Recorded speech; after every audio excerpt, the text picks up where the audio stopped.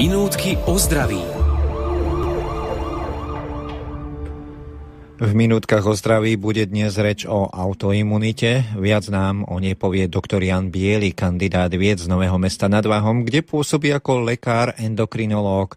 Ináč posledných 8 rokov pôsobil aj ako dekan fakulty zdravotníctva Trenčianskej univerzity Alexandra Dubčeka v Trenčíne a naďalej na tejto fakulte pôsobí ako vysokoškolský pedagóg. Je dlhoročným členom Združenia kresťanských lekárov a zdravotníckych pracovníkov a v súčasnosti aj jeho predsedom. Milí priatelia, ešte väčšou neznámou ako alergie, o ktorých bola reč vo včerajších minútkach o zdraví, oveľa závažnejšou oblasťou sú autoimunitné ochorenia. Sú to také choroby, pri ktorých imunitný systém, ktorý je hlavným obranným systémom nášho organizmu, nebráni telo proti skutočnému nepriateľovi, ale stáva sa útočníkom proti vlastným tkanivám alebo orgánom. Častým výsledkom tohto pomýleného obranného útoku je poškodenie alebo až úplné zničenie daného tkaniva alebo orgánu. V podstate takto postihnuté môže byť každé tkanivo, respektíve každý orgán ľudského tela. Môže to byť napríklad pečeň, žalúdok, tenké črevo, hrubé črevo, podžalúdková žľaza, nervové vlákna, mozog, štítna žľaza, nadobličky, obličky, koža, plúca a podobne.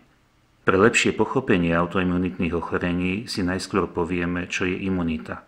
Imunita znamená odolnosť. V zdravotníckej terminológii znamená zabezpečenie obranyschopnosti proti poškodeniu. Obranyschopnosť je zabezpečená dvomi mechanizmami. Bunkovou imunitou, pri ktorej škodcu, či už napríklad vírus alebo baktériu, likviduje krvná bunka. Touto krvnou bunkou je tzv. T-lymfocit. Druhým mechanizmom je protilátková imunita, keď škodcu likviduje protilátka, ktorá sa viaže na špeciálnu časť bunky škodcu, tzv. Antigén, a týmto viazaním ho buď eliminuje alebo zničí. V prípade, že škodca pochádza zvonku, napríklad vírus alebo baktéria, je to štandardná imunitná reakcia. Ale ak telo považuje za škodcu svoje tkanivo alebo svoj orgán, obracia sa proti sebe samému a to je autoimunita.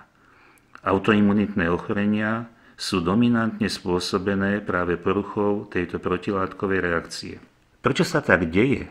Prečo do určitého momentu imunitný systém vie tolerovať svoje tkanivo či orgán a v nejakom bode sa to zlomí a vyhlási mu svojím spôsobom vojnu, je ešte stále pre medicínu neozrejmenou oblasťou.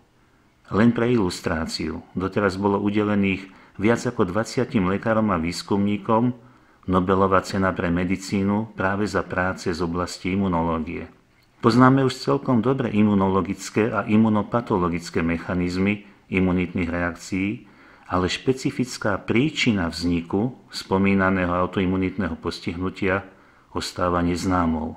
Predpokladá sa, že zrejme najsilnejší vplyv majú genetické predpoklady, ktoré sa môžu aktivovať rôznym spôsobom, napríklad infekciou alebo hormonálnym spôsobom. Liečba autoimunitných ochorení sa často obmedzuje skôr na potláčanie prejavov ochorenia a podporu funkcie napadnutých orgánov, ako na liečbu ich príčiny.